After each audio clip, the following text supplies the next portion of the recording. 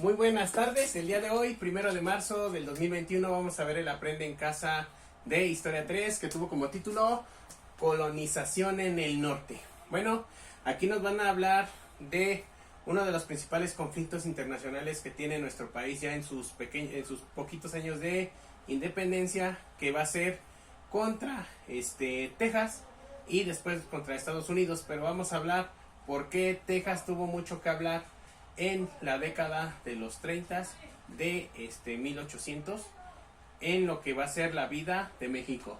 Bueno, vamos a empezar a desglosar esto. Vamos a empezar con las causas, que es lo que más piden en este programa, y que quede para dejarlo de concreto y de dejarlo claro.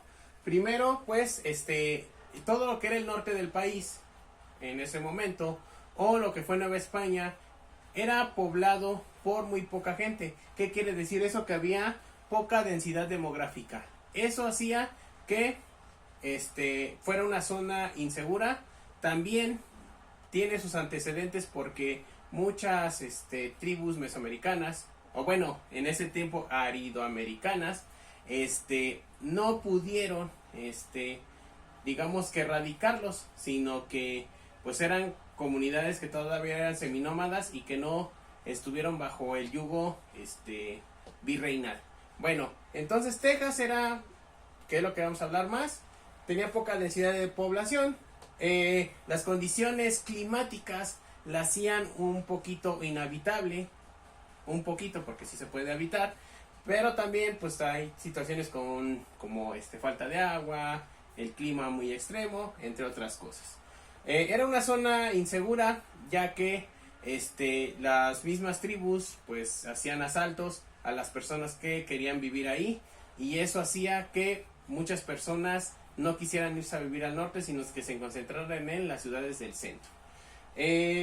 Otra situación que va a haber es que ciudadanos como el señor Steve Austin y otras 300 familias van a pedir asilo para habitar esos lugares del norte. Sobre todo hablamos de Texas, pero pues el gobierno mexicano solamente les dijo: está bien, pueden vivir aquí, pero no debe de haber esclavitud. Hechos desde publicado desde la abolición de la esclavitud de Miguel Hidalgo, lo siguió Vicente Guerrero cuando fue presidente, y pues bueno, se tiene que practicar la religión católica.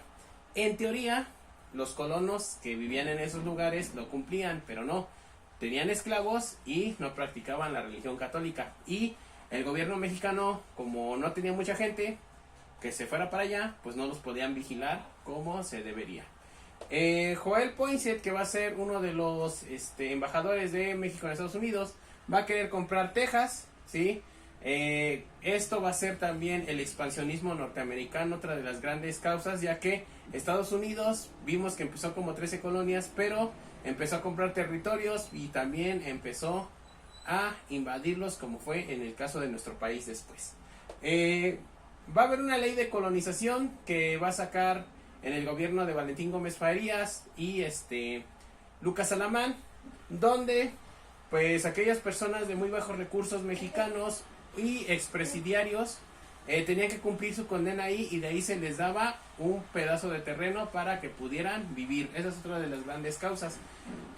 Otra de las causas, también podemos hablar que en la Constitución de 1824, en la división política, ponen a Texas junto con Coahuila, y pues eso molestó a los tejanos porque no tenían la autonomía sobre su tierra. Y bueno, la gota que derramó el vaso va a ser la Constitución Centralista, o también llamada las 7 leyes, donde se va a tratar de concentrar el poder en una sola persona, que era Antonio López de Santana, y eso va a ser que el pretexto ideal para que los tejanos digamos quieran su independencia.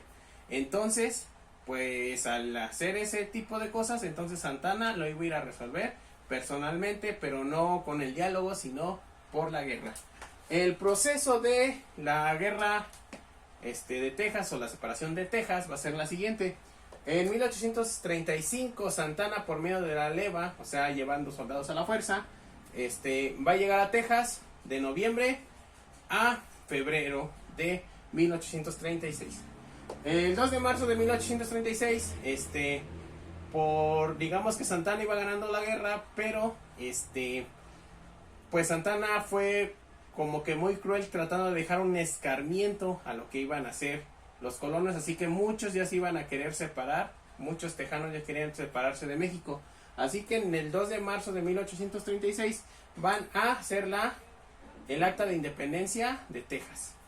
Y bueno, hubo días después, Santa Anna toma el Álamo, y eso va a hacer que pues poco a poco se pensaba que se iba a ganar la guerra, hasta que Santa Anna, cuando andaba descansando en el río San Jacinto, va a ser emboscado por Samuel Houston y 800 hombres, y van a derrotar a Santa Anna, lo van a encarcelar, van a hacer que su general principal haga que todas las tropas deserten, que se expandan, y pues bueno, va a firmar un tratado en el cual va a hacer que Texas oficialmente se separe de México, que van a ser los tratados de Velázquez.